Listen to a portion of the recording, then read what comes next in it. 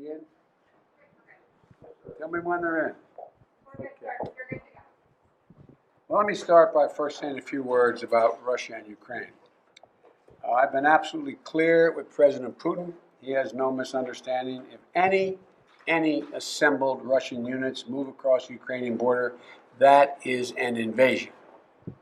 But it will be met with severe and coordinated economic response that I've discussed in detail with our allies, as well as laid out very clearly for President Putin.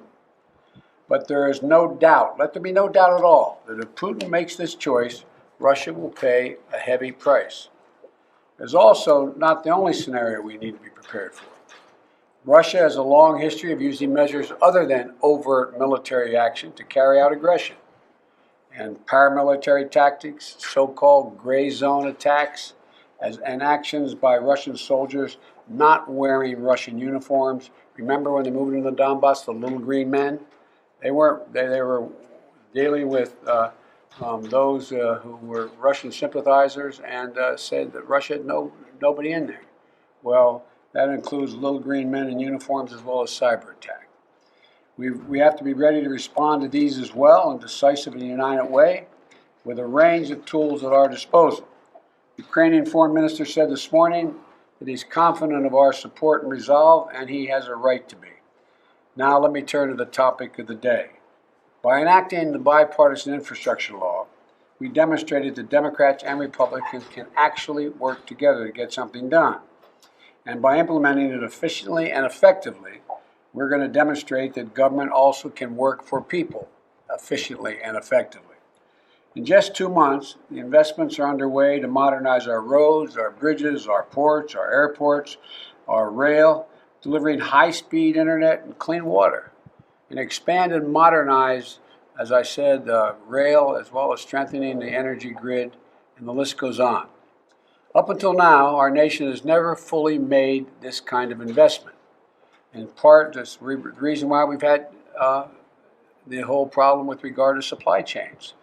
But when we start moving stuff faster through our ports, when bridges don't have weight restrictions, when there's less traffic on our roads because there are more roads to travel on and people aren't backed up bumper to bumper, and more capacity in our rails, that's how we resolve the supply chain problems and get goods to people, and we get them to them quicker and cheaper. And I know you've been all over the country, Mr. Mayor, former mayor, and my buddy, meeting with mayors and governors, county commissioners, tribal leaders, and like I did with the Recovery Act, which was a similar kind of operation, because we need to stay on top of it. I know you remember, Marty, as a mayor, what it was like and how detail really matters. And so the detail matters, execution matters, and I'm looking forward to an update on where we are now and where we're going from here. So thank you very much, and I'm going to turn it over to the guy who I asked to come out of retirement, not my retirement, but come and take over his gigantic job for me. Mr. President, thank you so much. I'm honored, and thank you for having me. You asked us to rebuild America, the largest infrastructure investment in generations in the country. And this is the team, Mr. President, that you put together that has been in the last 60 days hitting the ground and getting things done. This is actually the 7th meeting that we've had in the last 60 days, and each one of these individuals has been organizing not only their agencies, but their partners around the country to actually make this happen.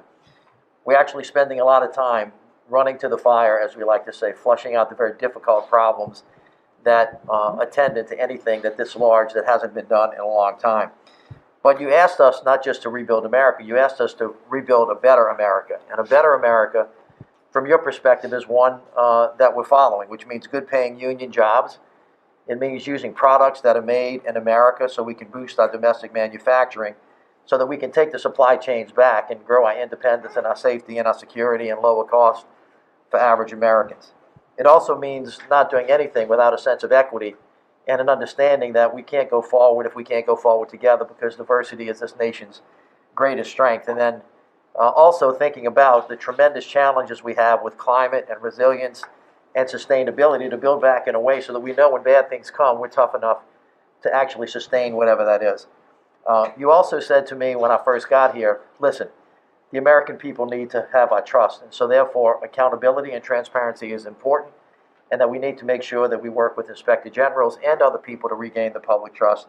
We've done all that stuff, and then finally, as you have reminded me, when you ran the Recovery Act, downline logistics, getting it right on the ground where it matters with people where they live is critically important. And so, Mr. President, this is your team. We're hard at work.